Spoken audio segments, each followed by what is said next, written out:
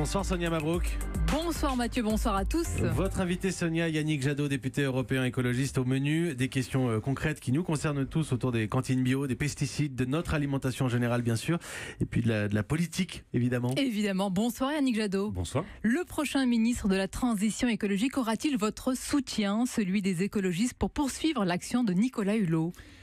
Chaque ministre, chaque gouvernement, chaque collectivité qui fait avancer la protection de l'environnement, la protection de la santé, la solidarité a toujours notre soutien. Vous savez, la crise écologique, on l'a vu cet été avec les feux de forêt, les canicules, on le voit, les problèmes de santé, ça n'attend pas les alternances politiques. Donc moi, à chaque fois que n'importe quel gouvernement agit, fait une avancée, on soutient. Quand il résiste, quand il renonce, quand il recule, Pourquoi vous ne l'avez pas fait avec Nicolas Hulot ? Si je vous pose cette question, c'est que vous n'avez cessé de le critiquer, de dénoncer les couleuvres qu'il avalait, de pointer du doigt son impuissance, bref, de le torpiller. Je n'ai jamais torpillé Nicolas Hulot. J'ai toujours dénoncé le bilan du gouvernement, mais quasiment dans ces termes-là, Nicolas Hulot a choisi de démissionner. Chez vos confrères. Il a utilisé ces mêmes termes en disant « Je ne veux plus me mentir, j'en ai assez de me résigner matin après matin, j'en ai assez des petits pas quand il faudrait en faire des grands. » Ça n'est que ça que j'ai pu dire sur l'action du gouvernement. C'est quand même assez drôle tout ça. Maintenant qu'il est parti, Nicolas Hulot est devenu indispensable à ce ministère, irremplaçable, et il a toutes les qualités à vos yeux. Non, la question a toujours été pour nous, quel est le bilan du gouvernement ? Quand je n'ai pas aucun doute sur l'intégrité, sur les convictions de Nicolas Hulot. Simplement, quand ce gouvernement contre Nicolas Hulot choisit de ne pas interdire le glyphosate, quand ce gouvernement contre Nicolas Hulot choisit de maintenir ou voire maintenant de renforcer le nucléaire, alors qu'on pourrait créer des centaines de milliers d'emplois dans tous nos territoires, autour des énergies renouvelables, autour de la rénovation des bâtiments. Nicolas Hulot lui-même a dénoncé la réduction de son budget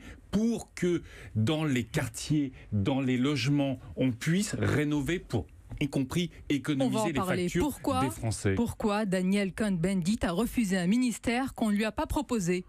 Alors ça, faut lui poser la question. C'est quand même assez inédit quand même, parce que c'est le seul qui n'a pas compris le fonctionnement de nos institutions de la 5e. C'est pas lui qui propose, c'est sur proposition du Premier ministre et le président décide, non ? Écoutez, Danny Cohn-Bendit... Ça vous a fait sourire cette sortie ? Ça m'a fait sourire. Vous le connaissez cette sortie. Bien. Je connais très bien Danny Cohn-Bendit, c'est un ami, nous parlons régulièrement. Maintenant, il vous a pas échappé que je suis fidèle au mouvement écologiste, que comme il a été 4 fois député européen sur 4 mandats, à chaque fois il a porté l'idée que l'écologie était le groupe qui, au Parlement européen, faisait avancer l'Europe contre la coalition des fossoyeurs de l'Europe. Aujourd'hui, il a choisi, au fond, l'idée qu'il faut mettre tous les défenseurs de l'Europe, mais dans les défenseurs de l'Europe, il met Juncker. On va parler de l'Europe. Il met tous les autres. Yannick Jadot, vous me dites les écologistes font avancer l'Europe. Mais déjà, parlons de la France, pardonnez-moi.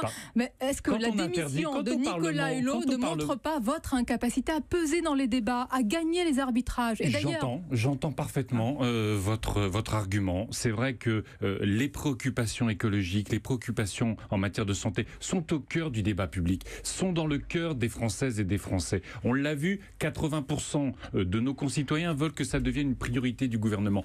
Pourquoi est-ce que l'écologie politique n'est pas encore centrale ? Est-ce que c'est un leurre, l'écologie politique ? Ah non. Alors, s'il y a un moment de vérité sur la dimension de Nicolas Hulot, c'est qu'il y a l'écologie, il y a ceux qui en parlent et il y a ceux qui la font. Le photographe Yann Arthus-Bertrand dit ce soir dans le quotidien Le Monde, les écolos, mais combien dans les sondages, combien dans les urnes ? Et j'ajoute combien de divisions ? Mais vous avez raison, et Yann Arthus-Bertrand a toujours cette qualité à chaque élection.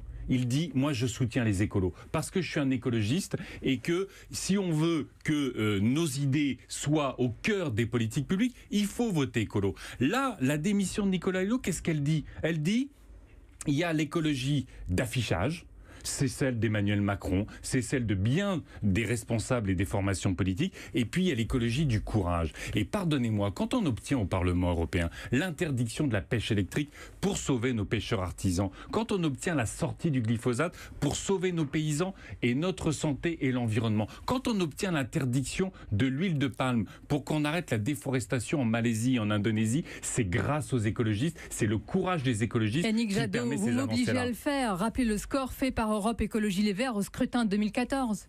8% et quelques. On a fait, ça pousse un peu à l'humilité, simplement. J'ai fait 11%. On peut mieux faire. Si vous voulez, est-ce qu'on n'a pas toujours été bon ?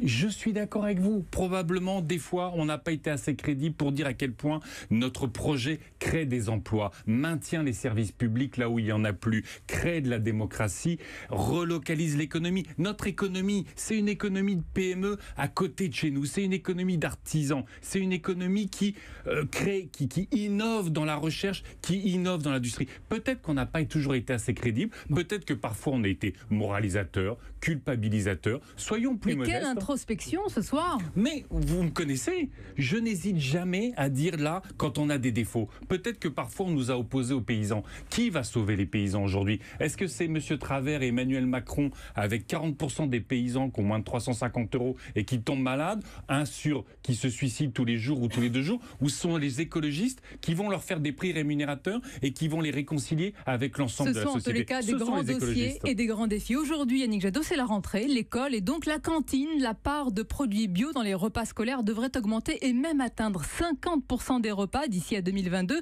dans nos cantines pour nos enfants. Est-ce que c'est vraiment réalisable ou est-ce que c'est de l'affichage ? Alors, malheureusement, ça n'est que 20%. C'est 20% plus des produits labellisés, type labellisé parfois FNSEA, ce qui, au fond, les oblige au moins à respecter les règles en matière de protection de l'environnement et de la santé. On peut faire beaucoup mieux, madame. Vous savez, à Grande-Synthe, dont le maire est Damien Carême qui rejoint notre liste, à Montsartou, c'est déjà depuis des années 100% bio. Et les enfants peut aussi manger local, locavore, comme on dit, Yannick Jadot. C'est ça le premier paramètre d'une qualité, la fraîcheur. Mais je suis parfaitement d'accord avec vous.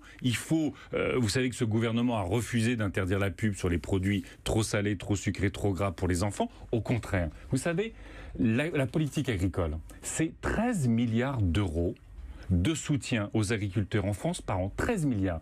Notre projet, c'est de mettre 50% de cet argent pour structurer les réseaux, pour aider les paysans à se convertir et alimenter toute la restauration collective, pas simplement les cantines scolaires, toute la restauration collective, c'est ça qui est bon pour nos paysans et pour nous. Vous mangez local, bio, triez vos déchets, etc.